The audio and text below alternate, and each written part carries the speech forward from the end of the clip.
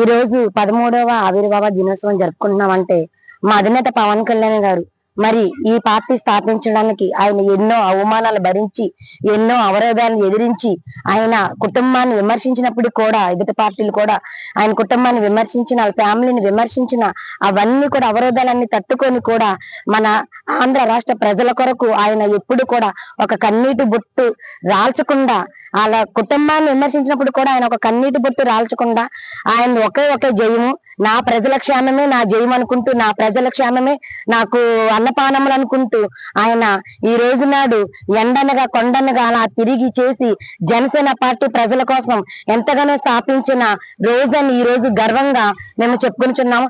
13వ ఆవిర్భావ సభ ఇక్కడ జరుగుతుంది.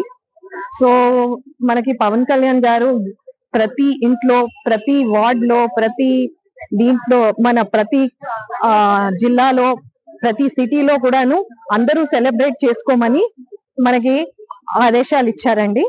సో అందరూ కూడాను వచ్చి ఇప్పుడు ఇక్కడ చాలా మందిని చూస్తున్నాము, అందరూ కూడా వచ్చారు. అండ్ ఇప్పటి వరకు మనకి పవన్ కళ్యాణ్ గారు గత ప్రభుత్వంకి పోలిస్తే మనకి రోడ్లు వేశారు, 6000 కిలోమీటర్స్ వరకు రోడ్లు వేశారు. గిరిజన ప్రాంతాలు ఎక్కడైతే మనకి ట్రైబల్ ప్రాంతాలు ఉన్నాయో అక్కడ ఈ రోజు వరకు ఎలక్ట్రిసిటీ లేదు, ఒక నీళ్లు మంచిగా సదుపాయం లేదు. అవన్నీ కూడాను వచ్చాయి మనకి. జనసేన పార్టీ 13వ ఆవిర్భావ సభ దినోత్సవాన్ని ఇంత అంగరంగ వైభవంగా చేసుకుంటున్నందుకు మా జనసేన తరపున కళ్యాణ్ గారికి కృతజ్ఞతలండి. అలాగే సుధీర్ గారికి, ఎంపీ గారికి, ఉదయ్ శ్రీనివాస్ గారికి, బాబు గారికి అందరికి మా తరపున కృతజ్ఞతలండి. బ్లడ్ బ్యాంక్ చాలా శుభంగా విజయవంతంగా జరిగిందండి. జెండా వందనం చేశామండి. పవన్ కళ్యాణ్ గారు వల్ల మేము ఎంతో జనసేన తరపున మంచి కార్యక్రమాలు చేస్తున్నామండి.